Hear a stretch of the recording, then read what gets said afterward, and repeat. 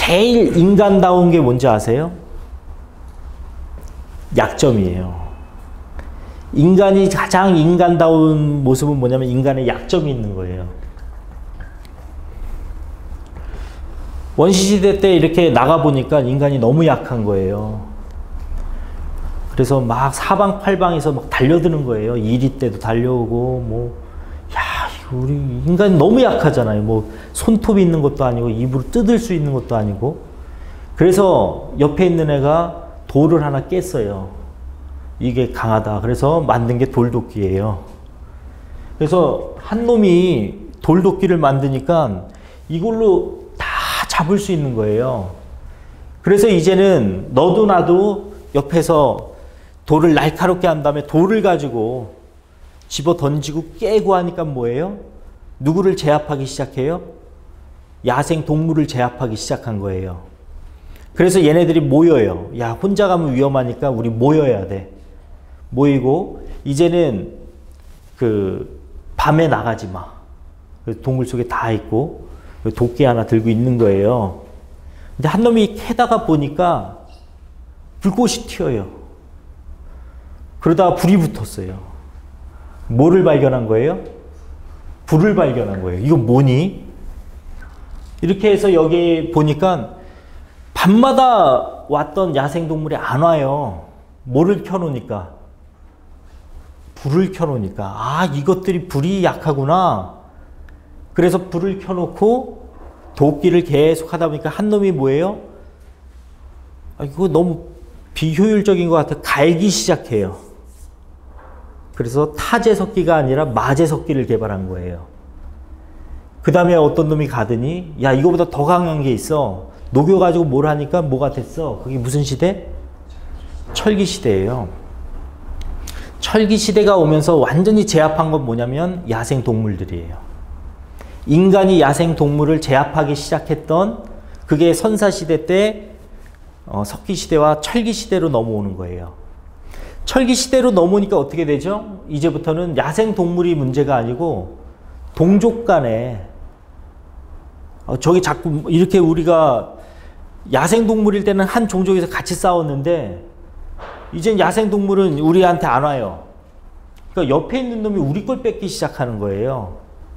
아, 이거 안 되겠다. 너 나랑 피를 나눈 형제지.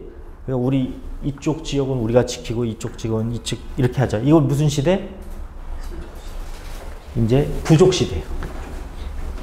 부족 단위로 움직이는 거예요. 이제 동물이 문제가 아니라 저 부족만 조심해야 돼. 근데 조심해야 되는지 알고 갔는데 의외로 통해. 우리가 남이가 하면서 통했어요. 그래서 이제 혈맹을 맺어요. 혈맹을 맺고 이렇게 살다 보니까 어떨 때는 전쟁이 났다가 어떨 때는 안 났다가 이게 너무나도 힘든 거예요. 그래서 어느 정도 지역으로 묻기 시작해요. 묻기 시작하면서 야, 니네들 그러지 말고 다 내가 파티에 초대할 테니까 일로 와. 먹자. 마시자. 이게 바로 뭐냐면 왕궁으로 모이기 시작한 거예요. 야, 이렇게 비효율적으로 살지 말고 니네들 영토도 있고 그러니까 그 영토를 우리가 지켜줄게. 그래서 만든 게 군대예요. 너네들은 노예들을 잘 활용을 해서 그걸 가지고 우리한테 조공을 좀 바치면 우리가 여기를 지켜줄게. 그 대신 우리가 연애를 한 20일 정도 할 거니까 여기 안 오는 사람들은 배반이라고 생각하겠다. 그래서 여기에서 치고 들어가는 거예요. 그게 바로 뭐냐면 프랑스 왕정이에요. 너무 많아요. 사람들이 모셔야 될, 귀족들을 모셔야 될 게 너무 많아요. 그래서 가장 측근에 있는 귀족들은 왕궁에서 재우고요. 그래서 방들이 많았거든요.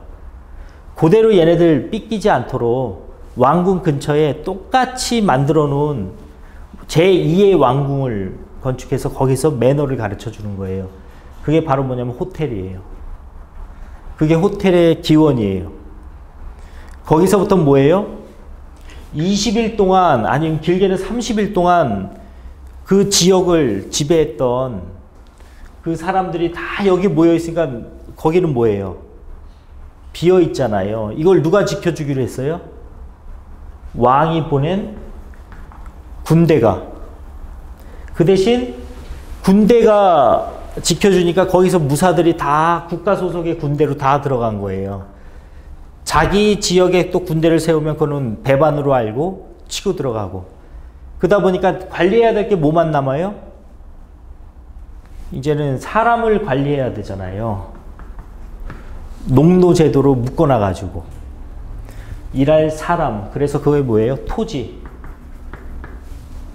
그 다음에 돈 내야 군대로 지켜주잖아요. 자본.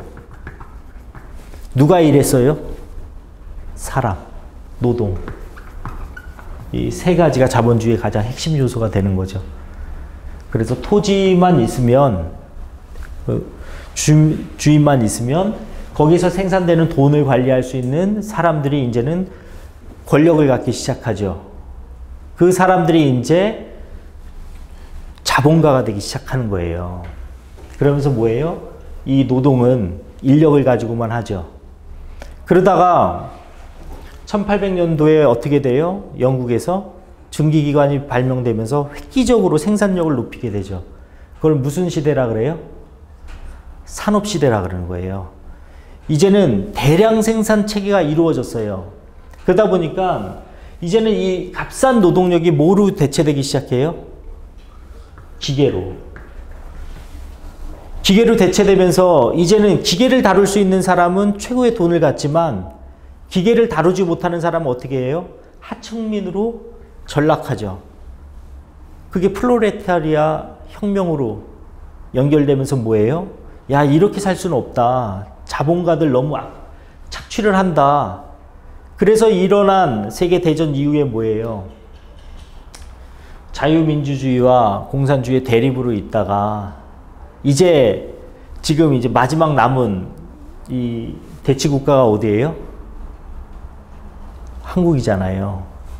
제가 말씀드리려는 건 뭐냐면 사람이 내가 부족한 거를 내가 약점을 살아남기 위해서 약점을 어떻게 보완할 것인가를 계속 연구하다 보니까 뭐예요? 연구 대열에 동참했던 사람들은 대박을 쳤는데 연구 대열에 동참하지 않은 사람들은 뭐예요? 극단적으로 가난하게 됐죠. 그거를 무슨 현상이라 그래요? 양극화 현상이라 그래요.